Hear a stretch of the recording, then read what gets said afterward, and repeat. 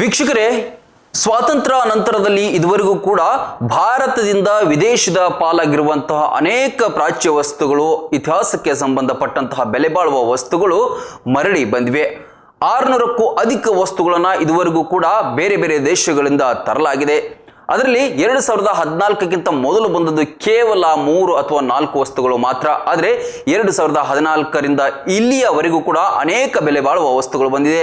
ಇತ್ತೀಚೆಗಷ್ಟೇ ಪ್ರಧಾನಿ ನರೇಂದ್ರ ಮೋದಿ ಅವರು ನೆದರ್ಲ್ಯಾಂಡ್ಸ್ನಿಂದ ಚೋಳರ ಸಾಮ್ರಾಜ್ಯದ ಒಂದು ತಾಮ್ರದ ಶಾಸನವನ್ನು ಕೂಡ ತಂದಿದ್ದಾರೆ. ಆದರೆ ಈಗ ಭಾರತದ ಜನರಲ್ಲಿ ಇರುವಂತಹ ಪ್ರಶ್ನೆ, ಎಷ್ಟೋ ವಿದೇಶದಲ್ಲಿ ನಮ್ಮ ವಸ್ತುಗಳಿದೆ, ಅದನ್ನು ಯಾಕೆ ತರ್ತಿಲ್ಲ ಅಂತಾರೆ.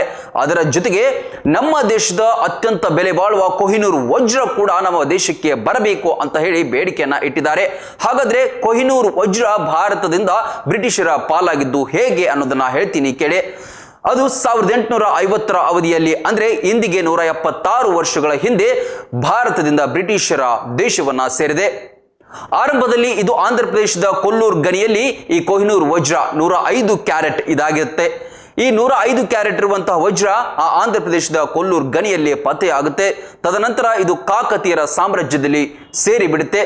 ನಂತರದಲ್ಲಿ ಮೊಘಲರು ನಮ್ಮ ದೇಶಕ್ಕೆ ಆಳ್ವಿಕೆಯನ್ನು ಮಾಡೋದಕ್ಕೆ ಬಂದಾಗ ಅದು ಮೊಘಲರ ಪಾಲಾಗುತ್ತೆ. ಅದಾದ ಬಳಿಕ ಪರ್ಷಿಯನ್ ದಾಳಿಕೋರ ನಾದಿರ್ ಶಾನ ವಶವಾಗುತ್ತೆ. ನಂತರ ಆ ನಾದಿರ್ ಶಾ ಭಾರತದ ರಂಜಿತ್ ಸಿಂಗ್ ಎಂಬಾತ, ಅಂದ್ರೆ ಪಂಜಾಬ್ನ ದೊರೆಗೆ ಅದನ್ನ ಹಸ್ತಾಂತರ ಮಾಡ್ತಾರೆ. ಅದಾದ ಬಳಿಕ ಭಾರತದಲ್ಲಿ ಬ್ರಿಟಿಷರ ಆಳ್ವಿಕೆ ಉತ್ತುಂಗದಲ್ಲಿದ್ದಾಗ 1849ರಲ್ಲಿ ಪಂಜಾಬನ್ನ ಬ್ರಿಟಿಷರು ವಶಪಡಿಸಿಕೊಳ್ತಾರೆ. ಇದಾದ ಬಳಿಕ ಬ್ರಿಟಿಷರು ಆ ರಂಜಿತ್ ಸಿಂಗ್ ಎಂಬಾತನ ಮಗ ಬಾಲಕ ದುಲೀಪ್ ಸಿಂಗ್, ಈತ ಕೊನೆಯ ಸಿಖ್ ಸಾಮ್ರಾಜ್ಯದ ದೊರೆಯಾಗಿರ್ತಾನೆ. ಆ ಬಾಲಕನಿಂದ 1849ರಲ್ಲಿ ಒಂದು ಲಾಹೋರ್ ಒಪ್ಪಂದದ ಅಡಿಯಲ್ಲಿ ಈ ಕೊಹಿನೂರ್ ವಜ್ರವನ್ನ ತಮಗೆ ಉಡುಗೊರೆಯಾಗಿ ಪಡೆದುಕೊಳ್ತಾರೆ. ಅಲ್ಲಿಂದ ಅದನ್ನ ಬ್ರಿಟನ್ಗೆ ಕೊಂಡೋಗಿ ವಿಕ್ಟೋರಿಯಾ ರಾಣಿಯ ತಾಯಿಗೆ ಇದನ್ನ ಒಪ್ಪಿಸ್ತಾರೆ. ಆಕೆಗೆ ಉಡುಗೊರೆಯನ್ನಾಗಿ ನೀಡ್ತಾರೆ. ಹಾಗಾಗಿ ಅಂದಿನಿಂದ 176 ವರ್ಷಗಳಾಯ್ತು, ಇಂದಿಗೂ ಕೂಡ ಬ್ರಿಟಿಷರ ವಶದಲ್ಲೇ ಇದೆ.